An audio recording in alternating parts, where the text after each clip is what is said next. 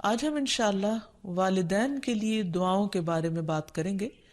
کہ ہم کس طرح ان کے لیے بہترین دعائیں کر سکتے ہیں، کیونکہ والدین وہ ہستی ہیں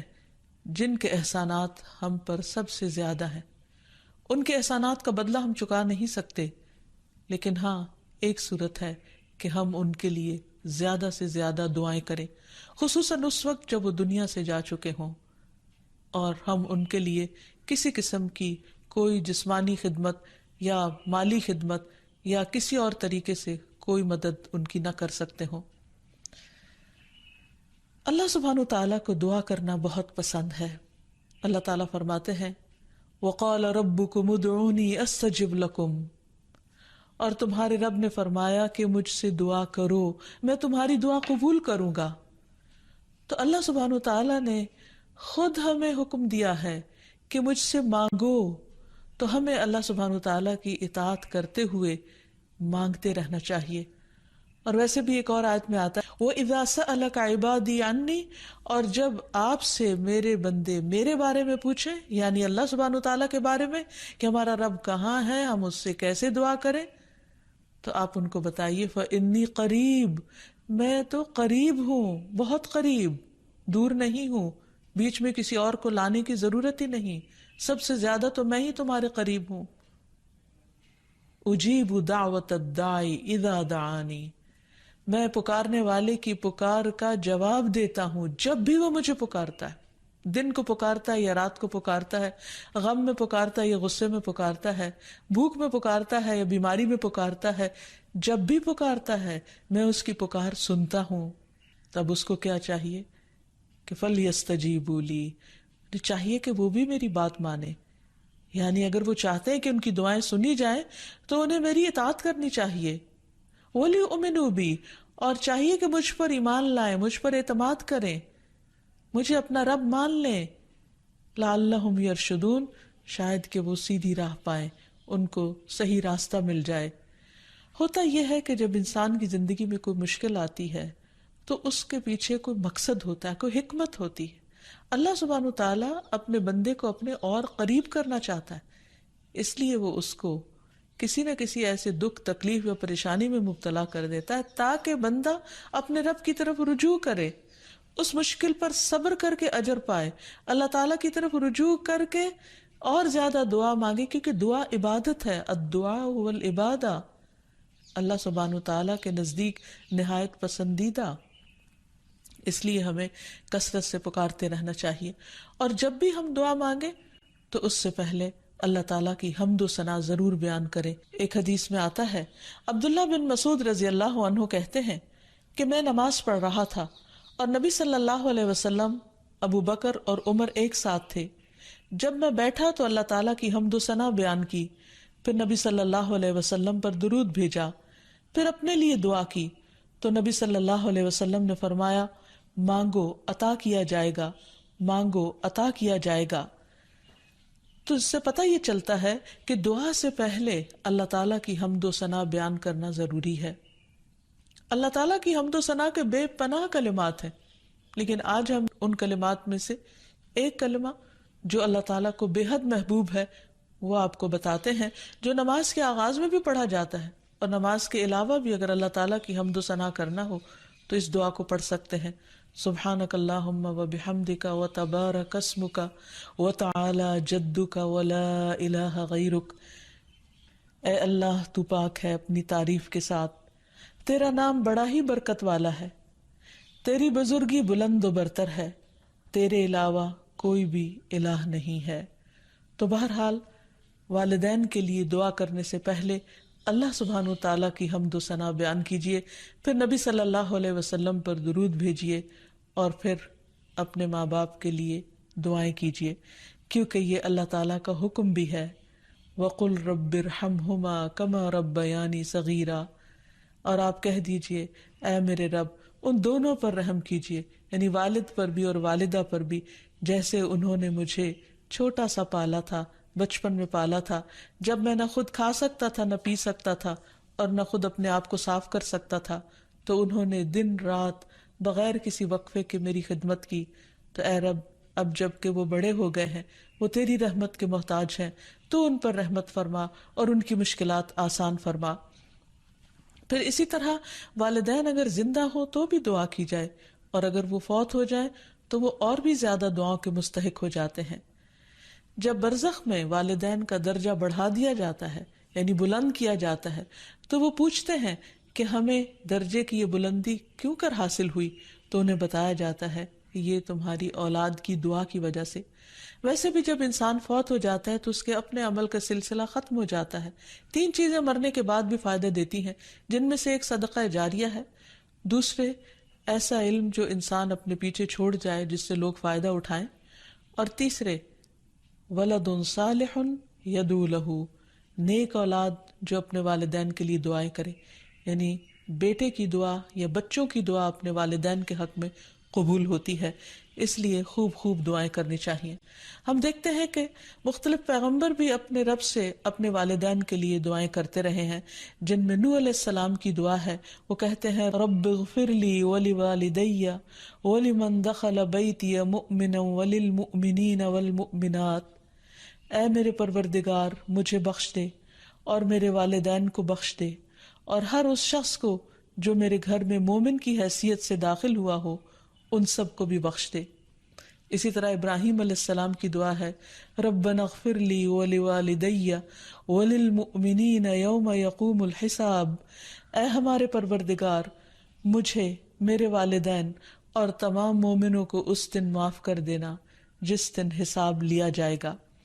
پھر اسی طرح ہم دیکھتے ہیں کہ صحابہ کرام اپنے والدین کے لیے دعائیں کیا کرتے تھے، جن میں خاص طور پر حضرت ابو ہریرہ کا ذکر ملتا ہے کہ وہ ایمان لے آئے تھے لیکن ان کی والدہ مشرکہ تھیں، اور وہ نبی صلی اللہ علیہ وسلم کے بارے میں ایسے کلمات کہہ دیتی جس سے ان کو بہت تکلیف ہوتی۔ تو ایک مرتبہ اسی طرح کے کچھ کلمات سن کر وہ روتے ہوئے نبی صلی اللہ علیہ وسلم کے پاس آئے، کہنے لگے کہ یا رسول اللہ صلی اللہ علیہ وسلم، آپ میری والدہ کی ہدایت کی دعا کیجیے۔ بہرحال آپ صلی اللہ علیہ وسلم نے ہاتھ اٹھا دیے، ان کے لیے دعا کی، اور جب حضرت ابو ہریرہ واپس گھر پہنچے تو ان کی والدہ اسلام قبول کر چکی تھی۔ حقیقت یہ ہے کہ والدین کے لیے خود بھی دعا کرنی چاہیے اور دوسروں سے بھی دعا کی درخواست کرنی چاہیے۔ پھر اسی طرح ہم دیکھتے ہیں کہ ایک مرتبہ ابو ہریرہ جب اپنے وطن پہنچے تو بڑی اونچی آواز میں کہا اماں جان السلام علیکی ورحمۃ اللہ وبرکاتہ۔ انہوں نے جواب دیا وعلیک السلام ورحمۃ اللہ وبرکاتہ۔ پھر ابو ہریرہ کہنے لگے اللہ تعالیٰ آپ پر رحم فرمائے جیسا کہ آپ نے بچپن میں میری پرورش فرمائی۔ ان کی والدہ نے جواب دیا اے میرے بیٹے، تمہیں بھی اللہ تعالیٰ بہترین جزا دے اور تم سے راضی ہو جیسا کہ تم نے میرے ساتھ بڑھاپے میں نیک سلوک کیا۔ حقیقت یہ ہے کہ ہم پر انسانوں میں سے سب سے بڑا احسان ہمارے والدین کا ہے۔ اللہ سبحانہ وتعالیٰ نے اپنے حق کے بعد سب سے بڑا حق ہمیں والدین ہی کا بتایا ہے۔ اللہ تعالیٰ نے بنی اسرائیل سے پکا عہد لیا تھا۔ قرآن مجید میں آتا ہے وَإِذْ أَخَذْنَا مِيثَاقَ بَنِي إِسْرَائِيلَ لَا تَعْبُدُونَ إِلَّا اللَّهَ وَبِالْوَالِدَيْنِ إِحْسَانًا، اور وہ وقت یاد کرو جب ہم نے بنی اسرائیل سے یہ پختہ عہد لیا کہ تم لوگ اللہ کے سوا کسی کی عبادت نہ کرو گے اور والدین کے ساتھ احسان کرو گے۔ تو حقیقت یہ ہے کہ والدین کے ساتھ احسان کرنا اس لیے ضروری ہے کہ ہم ان کا حق ادا نہیں کر سکتے جتنی وہ محبت کے ساتھ ہمیں پالتے ہیں۔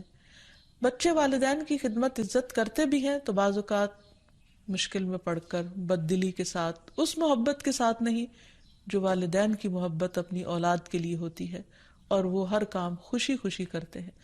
والدین اپنے بچوں کے بڑا ہونے کی دعائیں مانگتے ہیں، لیکن جب والدین بوڑھے ہو جاتے ہیں تو بچے ان کے خیر و عافیت کے ساتھ دنیا سے رخصت ہونے کی دعائیں مانگتے ہیں۔ والدین میں سے بھی خاص طور پر ماں کا حق ادا کرنا اور بھی زیادہ ضروری ہے، کیونکہ باپ کے مقابلے میں بچے کی پیدائش، تعلیم اور تربیت میں ماں کا حصہ اور ہاتھ زیادہ ہوتا ہے، وہ تکلیفیں بھی زیادہ اٹھاتی ہے۔ اور والدین کے لیے دعائیں کرنے کے ساتھ ساتھ ان کے ساتھ ادب اور احترام کا سلوک بھی کرنا چاہیے، خواہ وہ مسلمان نہ بھی ہوں، خواہ وہ اللہ تعالیٰ کے فرما بردار نہ بھی ہوں۔ اس سلسلے میں ہم دیکھتے ہیں کہ حضرت اسما کی والدہ ان کے پاس آئیں جو کہ ابھی اسلام قبول نہیں کی تھی، تو وہ نبی صلی اللہ علیہ وسلم کی خدمت میں حاضر ہوئیں اور پوچھا کہ میری والدہ میرے پاس آئی ہیں اور بہت رغبت کے ساتھ مجھ سے ملنا چاہتی ہیں، تو کیا میں ان سے مل سکتی ہوں، ان کی مدد کر سکتی ہوں؟ تو آپ نے فرمایا تھا صلی امکی، تم اپنی ماں کے ساتھ صلہ رحمی کرو۔ اس بارے میں اللہ سبحانہ وتعالیٰ قرآن مجید میں بھی حکم دیتے ہیں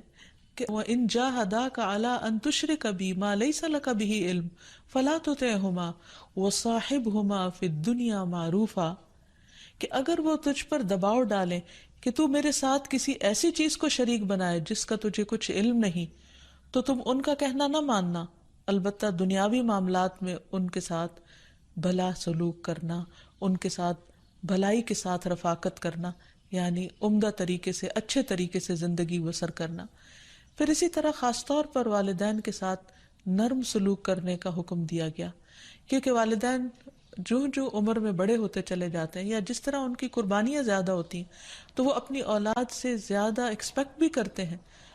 تو انہیں بچوں کی طرف سے ملنے والی چھوٹی سی تکلیف بھی بہت ناگوار ہوتی ہے۔ تو اس لیے خاص طور پر ایکسٹرا کیئر کی ضرورت ہے والدین کے ساتھ معاملہ کرتے وقت، یعنی گفتگو میں بھی، پوسچر میں، رویے میں، معاملے میں، ہر چیز میں نرمی برتنے کی ضرورت ہے۔ اس سلسلے میں اللہ تعالیٰ فرماتے ہیں وَاخْفِضْ لَهُمَا جَنَاحَ الذُّلِّ مِنَ الرَّحْمَةِ وَقُلْ رَبِّ ارْحَمْهُمَا كَمَا رَبَّيَانِي صَغِيرًا، اور ان پر رحم کرتے ہوئے انکساری کے ساتھ ان کے آگے جھکے رہو اور ان کے حق میں دعا کرو کہ اے میرے رب ان پر رحم فرما جیسا کہ انہوں نے بچپن میں مجھے محبت اور شفقت کے ساتھ پالا تھا۔ اس سلسلے میں ہمیں ایک روایت میں یہ بھی ملتا ہے، عبداللہ بن مسعود کہتے ہیں کہ ایک شخص نے نبی صلی اللہ علیہ وسلم سے پوچھا کہ کون سا عمل سب سے افضل ہے؟ آپ نے فرمایا وقت پر نماز پڑھنا اور والدین کے ساتھ نیکی کرنا، پھر اللہ کے راستے میں جہاد کرنا، یعنی سب سے پہلا کام نماز، اور پھر انسانوں میں سے والدین کے ساتھ حسن سلوک۔ لیکن عام طور پر والدین کو اولاد کے ساتھ شکایت ہی رہتی ہے، کیونکہ بعض اوقات لوگ نماز بھی پڑھ لیتے ہیں، صدقہ خیرات بھی کر لیتے ہیں، لوگوں کے ساتھ اچھی طرح بھی معاملہ کر لیتے ہیں، لیکن والدین کے ساتھ ان کا وہ شفقت اور محبت کا معاملہ نہیں ہوتا جس کو وہ ڈیزرو کرتے ہیں۔ آپ دیکھیں کہ آیت میں کتنی تاکید کے ساتھ کہا جا رہا ہے کہ وَاخْفِضْ لَهُمَا جَنَاحَ الذُّلِّ، کہ تم اپنے پر یعنی اپنے کندھے ان کے سامنے عاجزی اور انکساری کے ساتھ جھکا کے رکھو،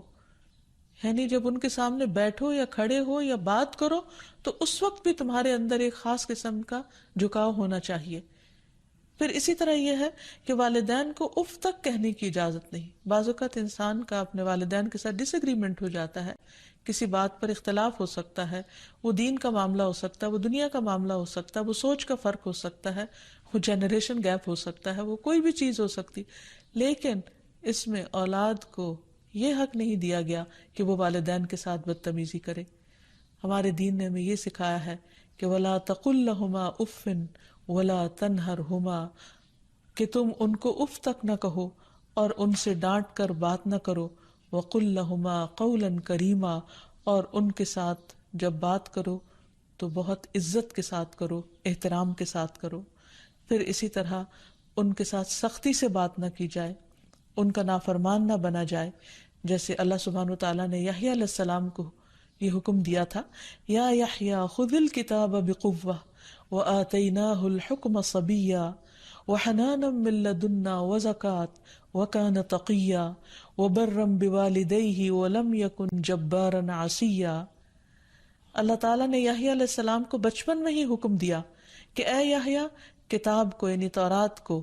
مضبوطی سے پکڑ لو، اس پر مضبوطی سے عمل پیرا ہو جاؤ، اور ہم نے اسے بچپن میں ہی قوت فیصلہ عطا کی،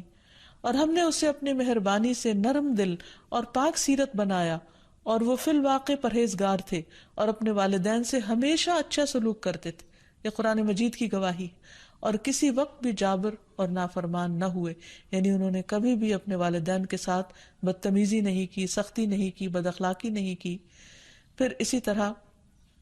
والدین کی نافرمانی کو حرام بھی قرار دیا گیا۔ حدیث میں آتا ہے کہ ان اللہ حرم علیکم عقوق الامہات، اللہ نے تم پر ماؤں کی نافرمانی کو حرام قرار دیا ہے۔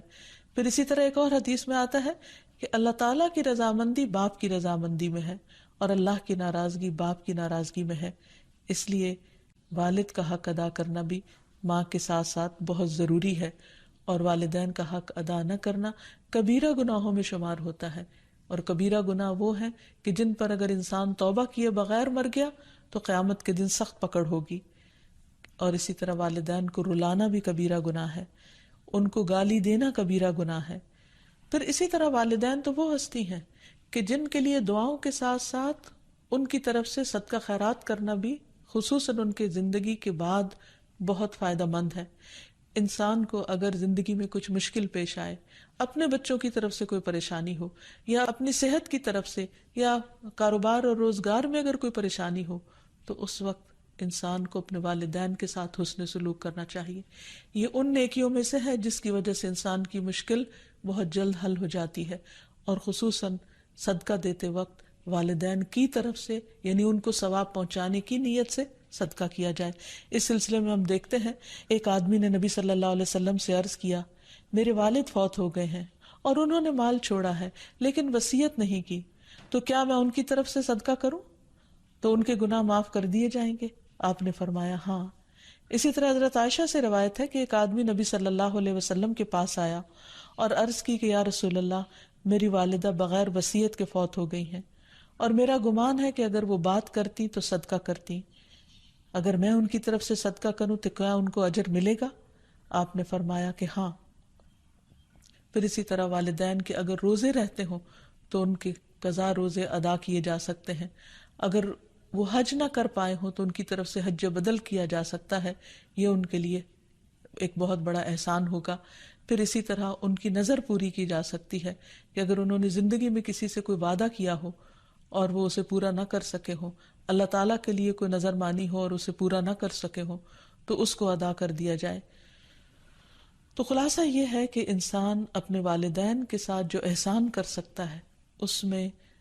جب وہ زندہ ہوں تو ان کا دل خوش کرے، ان کی خدمت کرے، ان پر اپنا مال خرچ کرے، ان کی اطاعت اور فرما برداری کرے، خواہ وہ اللہ کے فرما بردار ہوں یا نہ ہوں، ان کے ساتھ حسن سلوک کرتا رہے۔ جب وہ فوت ہو جائے تو ان کی طرف سے صدقہ خیرات کرے، والدین کے دوستوں کے ساتھ حسن سلوک کرے، اور اس کے ساتھ ساتھ ان کے لیے خوب خوب دعائیں کرے، اور خصوصاً یہ مختصر سی دعا جو اللہ سبحانہ وتعالیٰ نے خود حکم دیا ہے کرنے کو، رب ارحمہما کما ربیانی صغیرا، اس دعا کی خوب خوب تکرار کرے اور ان کی بخشش کی بھی دعا کرے۔ اور آخر میں ہم سب دعا کرتے ہیں اپنے والدین کے لیے کہ اللہ تعالیٰ ان پر اپنی رحمتیں فرمائے اور ان کو اپنا پسندیدہ بنا لے، اور اگر وہ دنیا سے جا چکے ہیں تو انہیں جنت میں اعلیٰ مقامات عطا فرمائے۔ وآخر دعوانا ان الحمد للہ رب العالمین۔